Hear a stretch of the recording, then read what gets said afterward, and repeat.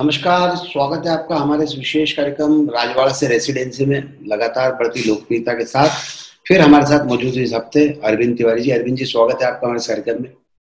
जी नमस्कार। अरविंद जी, तमाम सारी खबरें इस बार आपने ली हैं, लेकिन सबसे बड़ी खबर तो यही है कि मध्य प्रदेश के मुख्यमंत्री शिवराज सिंह चौहान जो है वो कोरोना पॉजिटिव होकर अस्पताल में भर्ती है।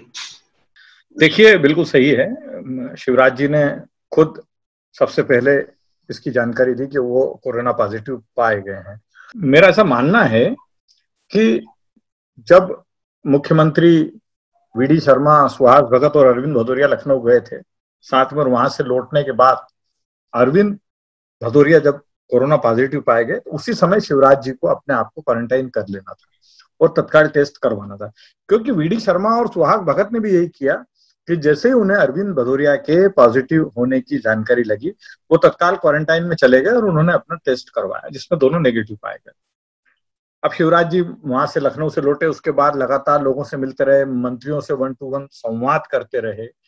तो आखिर लोगों के जो इस दौर में जितने लोग उनसे मिले, उनके मन में एक अज्ञात भय तो है। खुद मुख्यमंत्री कह रहे हैं कि जो लोग मुझसे मिले हैं, जो मंत्री मुझसे मिले हैं, जो पार्टी के नेता मुझसे मिले हैं, वो टेस्ट करवा ले, अपना क्वारंटाइन में चले जाएं। तो यदि अरविंद भदौरिया के पॉजिटिव पाए जाने के तत्काल बाद वे क्वारंटाइन में चले जाते, इतने लोगों से मिलना जुलना नहीं होता, उनका टेस्ट हो जाता, तो एक जो बड़ी परेशानी है उससे बचा जा सकता। दूसरा, एक कोरोना का प्रोटोकॉल भी होता है।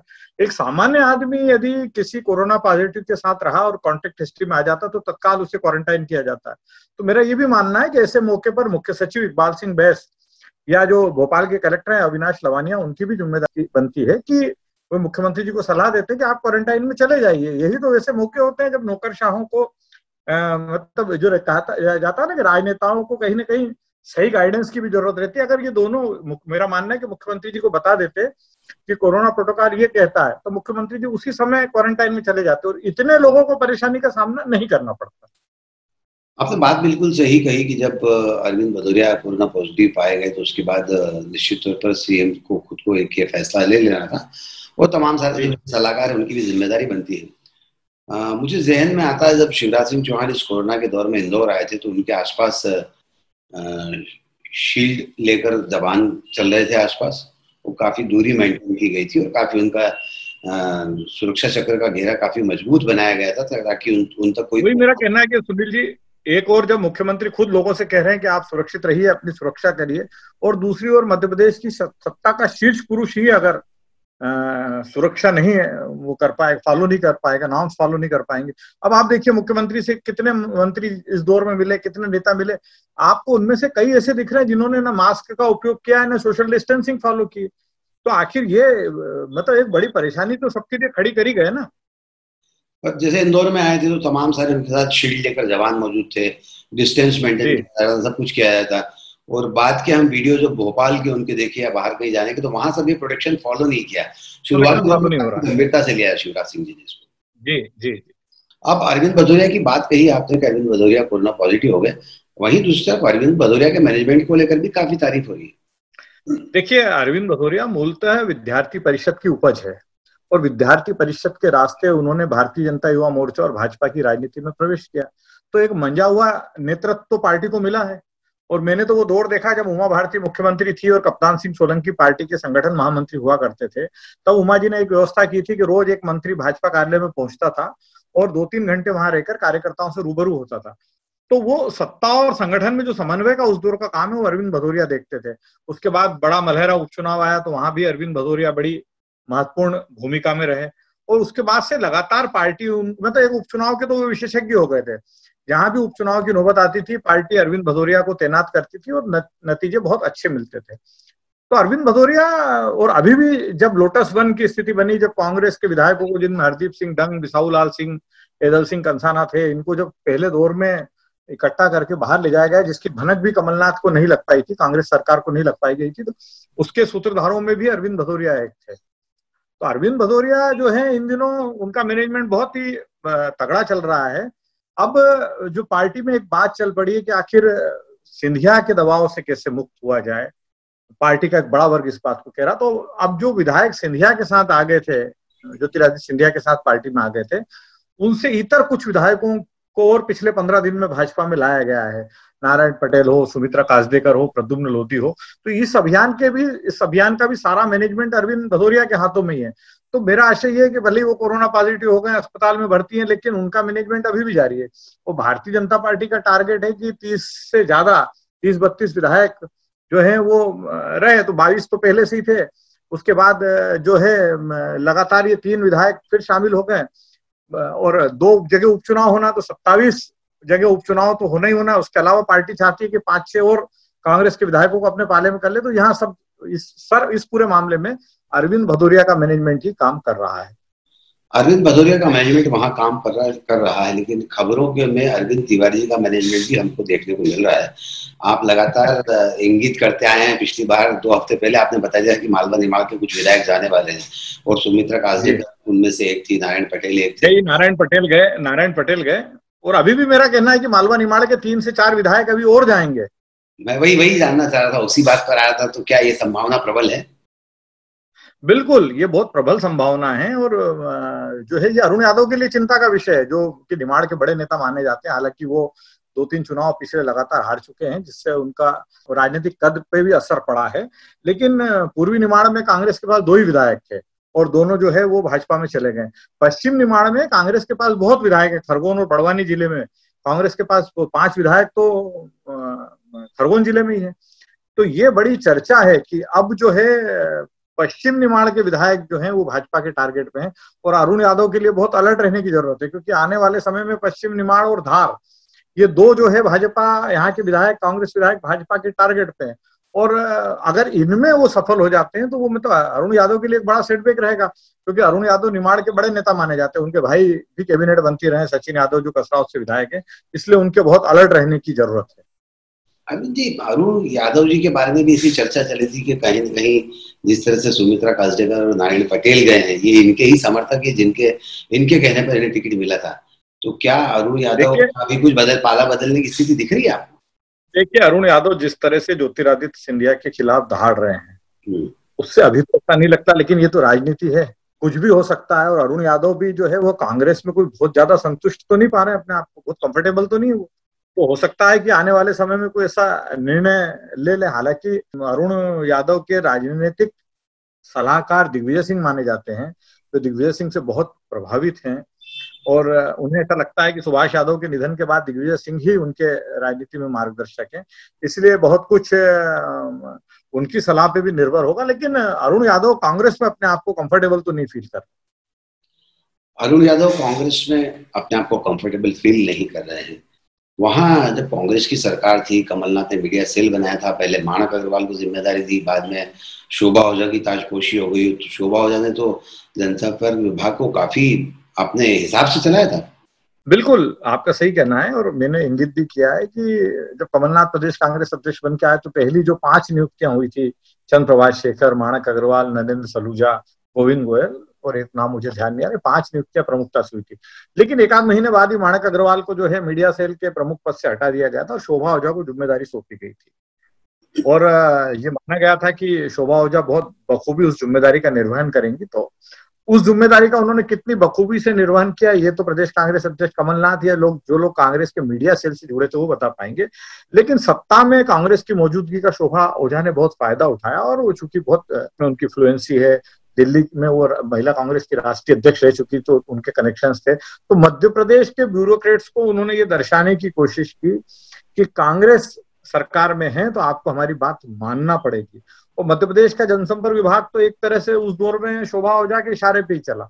आज भी भोपाल के मीडिया के कई वरिष्ठ साथी ये कहने से नहीं चूकते हैं कि उस दौर में जनसंपर्क आयुक्त और प्रमुख सचिव तो गौण हो गए थे। जनसंपर्क विभाग से संबंधित सारे महत्वपूर्ण निर्णय जनसंपर्क मंत्री शोभा ओझा से चर्चा कर ही लेते थे, और कई बार तो ऐसा हुआ कि जनसंपर्क मंत्री भी बाईपास किए गए। लेकिन अब जब उसके बाद कमलनाथ जी ने कांग्रेस के सत्ता में से जाने के पहले शोभा ओझा को महिला आयोग का अध्यक्ष बना दिया था, और अभी हाईकोर्ट की मेहरबानी से, हाईकोर्ट के स्टे के चलते वो उस पद पर काबिज है। लेकिन मेरा मुद्दा यह है कि जिन नेताओं ने सत्ता के दौर में मलाई खाई, जिन नेताओं ने सत्ता के दौर में सत्ता के सुख का पूरा आनंद लिया, वो आखिर अब कहाँ हैं? अब जब पार्टी संघर्ष कर रही है तो शोभा ओझा अब कहाँ है? अब जो है वो परिदृश्य से बाहर है। तो एक आम कार्यकर्ता जो पार्टी के लिए मेहनत करता है लेकिन जिसे सत्ता आते ही उपेक्षित कर दिया जाता है, उसको तो अब लगता है ना, उसको उस दौर में भी लगा कि यार हमारी कहीं पूछ परख नहीं हो रही है। और जो शोभा ओझा उन्होंने पहले दिल्ली में भी राजनीति कर ली, अब भोपाल आई, यहाँ की भी राजनीति कर, और संगठन के साथ साथ सरकार में भी उनकी पूरी दखल अंदाजी है। आगर मालवा पर उपचुनाव होना है मनोहर ऊंटवाल के निधन के बाद। खबर ये आ रही है यहाँ पे, आपने जो लिखा है उसके मुताबिक कि माँ बेटे में ही इस समय वोट चल रही है और पार्टी उन दोनों में से किसको उम्मीदवार बनाए इस बात पर चर्चा चल रही है। मनोहर ऊंटवाल जो है आगर से 2 बार विधायक रहे जी, और जहां तक मेरी जानकारी है पार्टी का केंद्रीय नेतृत्व भी चाहता है कि ऊंटवाल परिवार से ही कोई व्यक्ति चुनाव लड़े, क्योंकि उससे उन्हें सहानुभूति का भी फायदा मिले। आगर से वैसे कहा भाजपा के टिकट के कई दावेदार हैं। उज्जैन के पूर्व सांसद चिंतामणि मालवी, उज्जैन के अभी जो सांसद है अनिल फिरोजिया, उनकी बहन रेखा रत्नाकर जो वहां से विधायक रही, आगर के पूर्व विधायक गोपाल परमार। लेकिन इन सब की तुलना में ऊंटवाल परिवार का दावा ज्यादा मजबूत माना जा रहा है। अब दिक्कत यह है कि ऊंटवाल के बेटे जो है वो खुद चुनाव लड़ना चाहते हैं और पार्टी का जो नेतृत्व है वो ये चाहता है कि वो ये चुनाव नहीं लड़े, बल्कि उनकी बजाय ऊंटवाल की पत्नी वहां से चुनाव लड़े। तो पिछले दिनों उनके बेटे दिल्ली भी गए थे और विनय सहस्त्रबुद्धे से भी मिले थे और उन्होंने अपना पक्ष रखा। तो उन्होंने कहा कि हम, आपने जो बात कही उस पर हम विचार कर रहे हैं। लेकिन इसी दौर में ये बात सामने आई है कि उनकी मनोहर ऊंटवाल की पत्नी को लेकर पार्टी का नेतृत्व ज्यादा गंभीर है। उन्हें ऐसा लग रहा है कि यदि वो मैदान में आती है तो हमें ज्यादा फायदा मिल पाएगा। दिलीप सूर्यवंशी हमेशा से चर्चित नाम रहा है। इस बार फिर शिवराज सरकार आते से ही उनकी दरबार में काफी सारे अधिकारी और नेता हाजिरी लगा रहे हैं। देखिए, दिलीप सूर्यवंशी कई सालों से चर्चा में है जी। उमा भारती मुख्यमंत्री बनी थी, उसके बाद प्रशासनिक फेरबदल से तमाम बड़े निर्णय दिलीप सूर्यवंशी की सलाह पर ही लिए गए थे। उस दौर में भी दिलीप सूर्यवंशी के निवास पर आईएएस और आईपीएस अफसरों की लाइन लगने लगी थी। क्योंकि शिवराज सिंह चौहान और दिलीप सूर्यवंशी के संबंध बहुत मधुर हैं, इसलिए जब जब शिवराज सिंह चौहान मध्य प्रदेश के मुख्यमंत्री रहे, दिलीप सूर्यवंशी हमेशा बहुत पावर में रहे। इन 15 सालों में दिलीप सूर्यवंशी ने अपना एक साम्राज्य भी स्थापित कर लिया इंफ्रास्ट्रक्चर के क्षेत्र में। देश के जो 8-10 बड़े प्लेयर हैं इंफ्रास्ट्रक्चर के मामले में, जिनका कामकाज पूरे देश में फैला हुआ है, उसमें दिलीप सूर्यवंशी भी एक हैं। और मतलब देश में इंफ्रास्ट्रक्चर से जुड़ा जो भी प्रोजेक्ट अमल में लाना होता है उसमें कहीं ना कहीं दिलीप सूर्यवंशी की भूमिका रहती। अब कमलनाथ के मुख्यमंत्री काल में भी कुछ हद तक उनकी कुछ मामलों में दखल थी, जैसा मैंने इशारा भी किया है।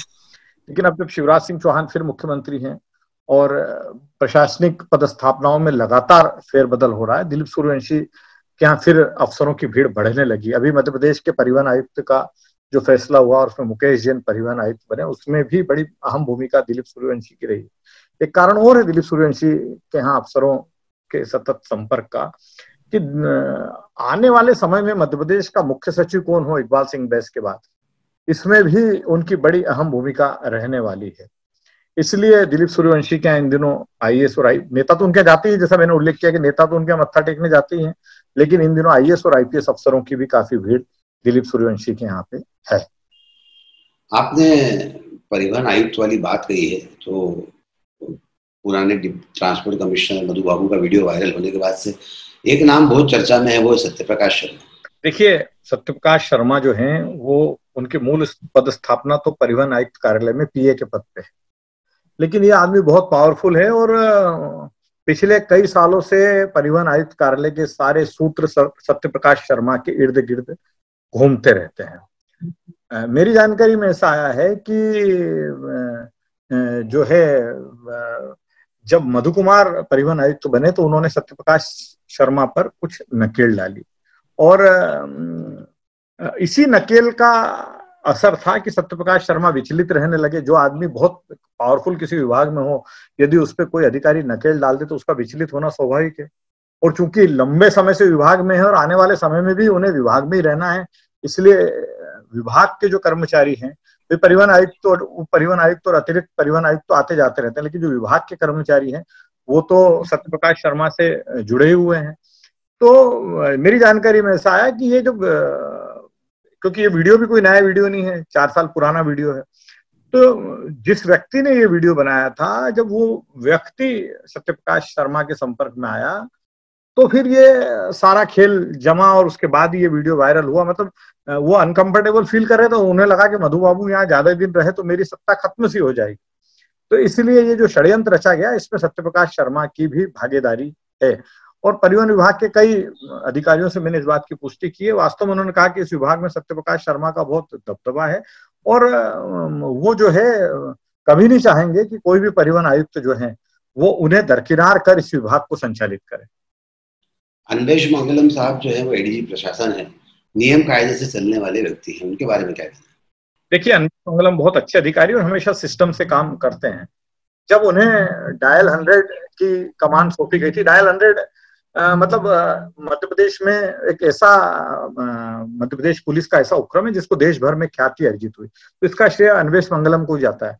क्योंकि जब डायल 100 प्रोजेक्ट को लॉन्च किया गया और उसको बिल्कुल स्ट्रिक्टली मॉनिटर करने की बात आई, तो वो जिम्मेदारी अन्वेष मंगलम को सौंपी गई। उन्होंने बखूबी निभाई और इसी के कारण मध्य प्रदेश का ये प्रोजेक्ट जो है देश भर में प्रशंसा का पात्र बना। अन्वेष मंगलम एक बार पहले, सालों पहले, वो डिप्टी ट्रांसपोर्ट कमिश्नर भी बनाए गए थे, उनके आदेश हो गए थे, लेकिन उसके बाद भी वो ज्वाइन नहीं कर पाए थे। तो लेकिन उन्होंने उसको, मतलब कोई दूसरा अधिकारी होता तो मतलब एक परिवहन आयुक्त के पद पर पदस्थापना और उसके बाद मतलब ज्वाइनिंग, लेकिन उन्होंने उसको एक प्रशासनिक प्रक्रिया का हिस्सा मांगा और जो भी जिम्मेदारी पिछले 10-12 साल में उन्हें दी गई उसको उन्होंने बखूबी निभाया। अब एडीजी प्रशासन का जो पद है बड़ा महत्वपूर्ण पद माना जाता है पुलिस मुख्यालय में, एडीजी प्रशासन और एडीजी इंटेलिजेंस का। डीजीपी के बाद यही दो पद ऐसे हैं जिनको पुलिस मुख्यालय में सबसे महत्वपूर्ण पद माना जाता है। अजय शर्मा के स्थान पर अन्वेष मंगलम को एडीजी प्रशासन बनाया गया है। तो मुझे ऐसा लगता है कि उन्होंने पिछले सालों में जो अच्छा काम किया और खासकर डायल 100 में जो उनकी भूमिका रही, उसके बाद सरकार को कहीं ना कहीं ऐसा महसूस हुआ कि इस लंबे समय से जो है उपेक्षित इस अधिकारी को भी कोई महत्वपूर्ण पद पे पदस्थ किया जाना चाहिए। हालांकि अन्वेष मंगलम के मध्य प्रदेश के पॉलिटिशियन और ब्यूरोक्रेसी में बहुत मजबूत संबंध माने जाते हैं, लेकिन अन्वेष मंगलम को जो उन्होंने मध्य प्रदेश में अच्छा काम किया और हमेशा जो सिस्टम को वो फॉलो करते हैं उसी का ये पुरस्कार मिला है। हम मॉल्स की बात करें तो C21 मॉल हमेशा चर्चा में रहता है, लेकिन समय जो C21 चर्चा में है वो शिवाजी नगर का बंगला चर्चा में है, वो क्या? जी देखिए, शिवाजी नगर का जो C21 बंगला, वैसे शिवाजी नगर में आपको बता दूं कि C19 बंगला भी बड़ा चर्चा में रहा, क्योंकि सालों तक अर्जुन सिंह जी इसी बंगले में रहे और बाद में अजय सिंह के पास अभी वो बंगला। C21 बंगला जो है वो तत्कालीन मुख्यमंत्री कमलनाथ के ओएसडी प्रवीण कक्कड़ को अलॉट किया गया था और चूंकि मुख्यमंत्री को ओएसडी को वो बंगला अलॉट हुआ था तो उस पर लोक निर्माण विभाग ने भी खूब काम करवाया और अन्य माध्यमों से भी बहुत काम हुआ और बहुत ही अच्छा बंगला वो था। अब चूंकि सत्ता चली गई और प्रवीण कक्कड़ ओएसडी नहीं रहे, इसलिए बंगला तो उन्हें खाली करना ही था। तो इस बंगले पे कई नेताओं की नजर थी, जैसे तरुण भानोट के बंगले पे कई नेताओं की नजर थी, सज्जन वर्मा के बंगले पे कई नेताओं की नजर है, उसी तरह इस बंगले पे भी कई नेताओं की नजर थी। लेकिन अंततः ये बंगला मिला। सामान्यतः पहली बार के विधायक को इतना बड़ा बंगला मिलता नहीं है, लेकिन अंततः ये बंगला मिला आकाश विजयवर्गीय को, जो इंदौर 3 से विधायक है, कैलाश विजयवर्गीय के बेटे। मुझे ऐसा लगता है कि इसके पीछे सरकार की मंशा ये रही कि चूंकि इन दिनों भोपाल में कैलाश जी के पास भी कोई बंगला नहीं, जिस बंगले में वो रहते थे वो भाजपा के सत्ता से जाने के बाद इमरती देवी को अलॉट हो गया था, तो कैलाश जी ने बिल्कुल तत्काल उसको खाली कर दिया था और उसके बाद से जब भी वो आते हैं तो अपने जो संपर्क वाले लोग हैं उन्हीं क्या रुकते हैं, अपने मित्रों के यहाँ रुकते हैं और या गेस्ट हाउस में रुकते हैं। लेकिन अब ये आकाश विजयवर्गीय को जो इतना बड़ा बंगला सरकार ने अलॉट किया है और बहुत ही व्यवस्थित बंगला अलॉट किया है, इसके पीछे मुझे मकसद ये लगता है कि कैलाश जी भी इस बंगले का उपयोग कर पाए, जब भी वो भोपाल आते हैं उनके प्रवास के दौरान वे भी इस बंगले का उपयोग कर पाए। इसलिए जो बहुत ही अच्छा बंगला जिसपे कई लोगों की निगाहें थी, वो पहली बार के विधायक आकाश विजयवर्गीय को सरकार ने अलॉट किया। राजा बाबू सिंह जी की पदस्थापना को लेकर क्या कहते हैं? देखिए, राजा बाबू सिंह जब ग्वालियर के एडीजी पद से हटाए गए थे तो उन्हें जो भोरी स्थित पुलिस प्रशिक्षण संस्थान है, जिसकी गिनती देश के बहुत अच्छे पुलिस प्रशिक्षण संस्थानों में होती है, वहां पदस्थ किया गया था। और राजा बाबू सिंह चूंकि बहुत प्रशिक्षण में रुचि लेते हैं, नए बच्चों को प्रशिक्षित करने में उनकी बहुत रुचि, इसलिए माना गया था कि उन्हें बहुत ही अच्छा दायित्व सौंपा गया है। लेकिन अचानक उनकी पदस्थापना में फेरबदल करके उनको सामुदायिक पुलिसिंग का एडीजी बना दिया गया है। तो सामुदायिक पुलिसिंग का एडीजी पद जो है, वहां उस विभाग में कोई बहुत, उस सेक्शन में कुछ बहुत काम है नहीं। लेकिन राजा बाबू सिंह से जब लोगों ने इस बारे में पूछा तो उन्होंने कहा कि एक प्रशासनिक प्रक्रिया का हिस्सा है और जहां सरकार पदस्थ करेगी वहां हमको जाके काम करना है और जिस विभाग में हमें काम पदस्थ करें वहां हम अपनी पूरी दक्षता के साथ काम करें, यही तो हमारा प्रोफेशनलिज्म कहता है। एमपीसीए को लेकर हमेशा नेगेटिव खबरें ज्यादा आ रही, जबकि उनके चेयरमैन जो है वरिष्ठ पत्रकार अभिलाष पांडेकर हैं। देखिए, यही मैंने आज किया है कि अभिलाष जी वरिष्ठ पत्रकार हैं, खांटी पत्रकार हैं, और देश के कई बड़े समाचार पत्र समूहों में उन्होंने अपनी सेवाएं दी है। उनके मध्य प्रदेश क्रिकेट एसोसिएशन का अध्यक्ष बनने के बाद ये माना जा रहा था कि मीडिया का सहयोग अभिलाष खांडेकर को पूरा मिलेगा। लेकिन पिछले 3-4 महीनों से जिस तरह की नेगेटिव न्यूज एमपीसीए को लेकर अखबारों में आ रही है, उससे कहीं ना कहीं ऐसा लग रहा है कि अभिलाष खांडेकर का मीडिया मैनेजमेंट एमपीसीए में चल नहीं पा रहा, क्योंकि एमपीसीए में पहले भी अलग अलग लोगों के हाथ में मीडिया मैनेजमेंट रहा है। और एमपीसीए से मतलब अब इन दिनों ये हो रहा है कि एमपीसीए से जुड़ी पॉजिटिव खबरें तो कम सामने आ रही है, एमपीसीए जो अच्छा कर रहा है वो तो कम सामने आ रहा है, लेकिन एमपीसीए से जुड़े जितने विवाद, चाहे कोच के पद पर चंद्रकांत पंडित की नियुक्ति का मामला हो, या क्रिकेट कमेटी का मामला हो, या अन्य या कर्मचारियों के वेतन का मामला हो, या जो चयन करता है या अलग अलग कमेटियों के जो सदस्य उनके मानदेय का मामला हो, इन सब में जो नेगेटिव चीजें वो ज्यादा बाहर आ रही। तो ये चिंता का विषय है कि आखिर एक पत्रकार के एमपीसीए का अध्यक्ष होते हुए अखबारों में एमपीसीए को लेकर इतनी नेगेटिविटी। राजनीति की खबरें आपने बता दी, मैंने ब्यूरोक्रेसी की खबरें आपने बता दी, लेकिन मीडिया की खबरों का भी भंडार है आपके पास, तो मीडिया खबरों की जो हलचल है इस हफ्ते की वो जरूर बताइए। देखिए, बिल्कुल सही कहा आपने, मीडिया के क्षेत्र में भी इन दिनों बड़ी उठापटक है और बड़े बदलाव हो रहे हैं।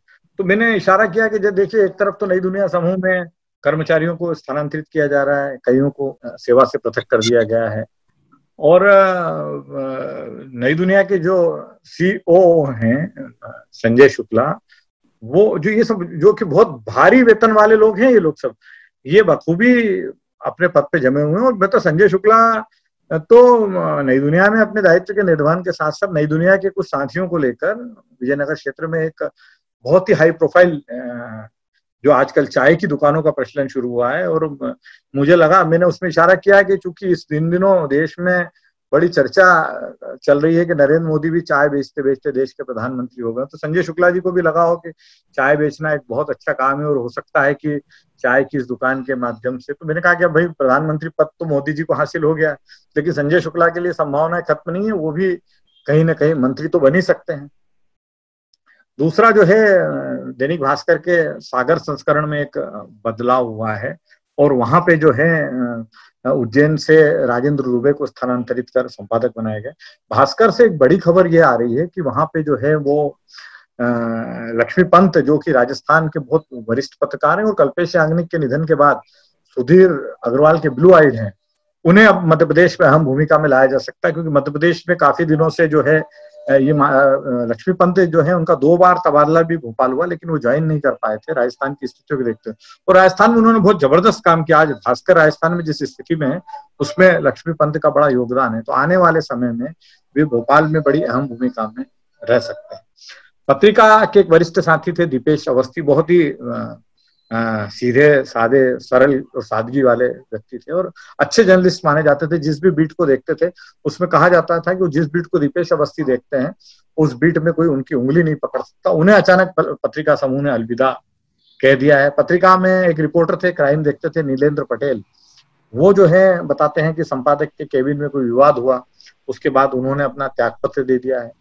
अनादि टीवी जो है वो भी अब जो है अपने पांव पसार रहा है, इंदौर में भी आ रहा है, और इसमें ऐसा कहा जा रहा है कि पूर्व मंत्री जयंत मलैया के बेटे सिद्धार्थ की भी भागीदारी है। इंदौर से जो है एक नया यूट्यूब चैनल मृदुभाषी शुरू हो रहा है जो ट्रायल रन पे आ गया है। अखबार भी शुरू कर रहे हैं इसको, इसकी मतलब इसके प्रमोटर जो हैं वो रियल एस्टेट कारोबारी जितेंद्र कोठारी और एक एडवोकेट है अनिल दुबे, वो दोनों मिलकर इसको ला रहे हैं और इसमें एक स्थानीय पत्रकार विनी आहूजा की भूमिका है। तो ये हलचलें जो है मीडिया के क्षेत्र की जो है, वैसे मीडिया का के क्षेत्र में यह समय बहुत ही कठिन समय है और जिसमें बहुत बड़े पैमाने पे बदलाव हो रहे हैं और मीडिया के साथ ही अपने आप को बड़ा असुरक्षित महसूस कर रहे हैं कि कब दफ्तर पहुंचे और क्या सुनने को मिल जाए। लेकिन ये सब मीडिया लाइन में जो मैदान के साथी हैं, डेस्क के वो साथी जो परिश्रम कर रहे हैं उनके साथ हो रहा है। जो मीडिया लाइन के बड़े लोग हैं जिन्हें कहा जाता है कि जिनके वेतनमान बहुत बड़े बड़े हैं, वो अभी भी अपनी वही पोजीशन एंजॉय कर रहे हैं, उनको कहीं कोई, और उसके साथ साथ वो लोग दूसरे कामकाज, दूसरे कारोबार भी जो है वो बेहिचक शुरू कर रहे हैं। सही बात है, उनकी भी अपनी मजबूरी है, उनकी भी अपनी समस्याएं हैं, और जो अरविंद जी ने बात उठाई वो बहुत वाजिब है कि मीडिया के साथियों के लिए हर दिन चुनौतीपूर्ण है, हर दिन एक नया संघर्ष है। बहरहाल राजवाड़ा से रेसिडेंसी इस कार्यक्रम के माध्यम से अरविंद तिवारी जी आपको अंदर की खबरें, चाहे वो प्रशासनिक हो, चाहे वो राजनीतिक हो, और चाहे मीडिया जगत की हो, सारी खबरें अपने सोर्सेस, अपने आकलन के हिसाब से आप तक पहुंचाते हैं, और बहुत ही अच्छा प्रतिसाद आप सब लोगों का इस कार्यक्रम को मिल रहा है। बहरहाल अरविंद जी, हमसे बातचीत करने के लिए बहुत बहुत शुक्रिया। आज के इस कार्यक्रम में बस इतना ही। सुनील जोशी को दीजिए इजाजत। नमस्कार।